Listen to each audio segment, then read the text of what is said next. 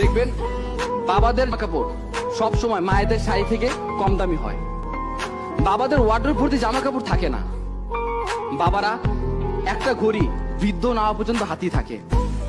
বাবারা এক জোড়া জুতা চালায় বছরের পর বছর। বাবারা কম দামি মোবাইলটা একেবারে নষ্ট না হইলে ফেলে দেয় না। বাবারা রোদ বৃষ্টি মাথায় নিয়ে সঞ্চয় করে। বাবারা সব থেকে সস্তা হোটেলে খায়। নিজের জন্য সব থেকে কৃপণ বাবাটা তার স্ত্রীর সন্তানের জন্য সব থেকে বেশি ব্যয় হিসাবী। বাবারা একেবারে বাধ্য না হলে কখনো না বলে না। বাবারা ভালোবাসি এই কথাটা বলতে জানে না, করতে জানে। পৃথিবীর সব পুরুষ খারাপ, সব জন্মদাতা খারাপ, কিন্তু একটাও খারাপ বাবা নাই। মানুষটা মোমবাতির মতো, নিজে কোলে পরিবারকে আলো দেয়। আর সেই মানুষটা হলো বাবা। সন্তানের হাতে নতুন মোবাইল তুলে দিয়ে যে নিজে পুরাতন মোবাইল ইউজ করে।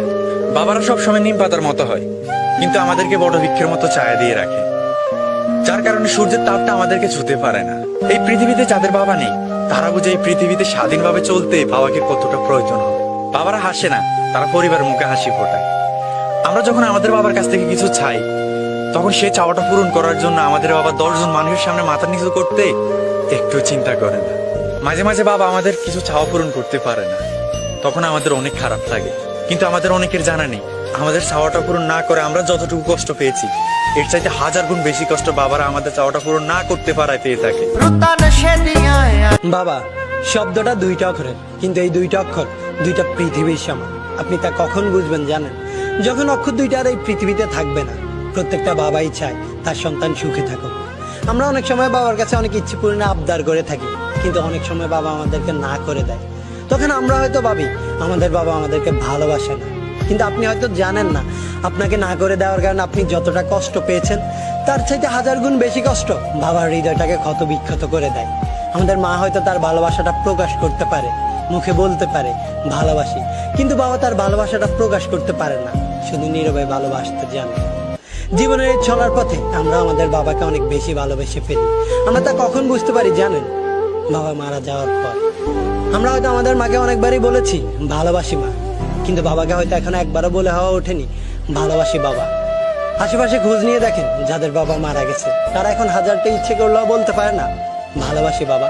তাই মৃত্যুর পর নয়, মৃত্যুর আগেই বাবাকে ভালোবাসার কথাটি জানিয়ে দিন। বাবার সামনে গিয়ে দাঁড়ান আর বলুন, হয়নি বলা একটি কথা, ভালোবাসি বাবা। মাননীয় মডারেটর, গতিতে আমি যখন একটি ভালো পোশাকের জন্য কান্নাকাটি করছিলাম, তখন বাবা আমার হাতে কাগজ কলম ধরিয়ে দিলেন, আমার দিকে ছুড়ে দিলেন একটি গাণিতিক প্রশ্ন। একজন দিনমজুরের দৈনিক আয় 300 টাকা হলে মাসে তিনি কত টাকা আয় করেন? মাননীয় মডারেটর, মুখে মুখে বাবাকে জবাব দিলাম 9000 টাকা। বাবা আমার কাঁধে হাত রাখলেন, চুলের মাঝে হালতো বিলে কেটে বললেন, মারে তোর এই বাবা হাই স্কুলের শিক্ষক হিসেবে মাসে 8000 টাকা বেতন পায়। আমি কোনো প্রশ্ন করতে পারিনি বাবাকে, লজ্জায় বাবার মাথাটা নিচু হয়েছিল। পৌরত্বের দ্বার প্রান্তে দাঁড়ানো বাবার বয়সে চোখ হতে খসে পড়ে জল। জানি না মাননীয় মডারেটর, আমার বাবার বয়সে চোখ থেকে খসে পড়া জল শিক্ষার মানকে কতটা টেনে তোলার যোগ্যতা রাখে। মাননীয় মডারেটর, এই যদি হয় শিক্ষাগুরুর জীবন, তাহলে একটা সময় হয়তো এদেশে আর কোনো শিক্ষা এমন বাংলাদেশ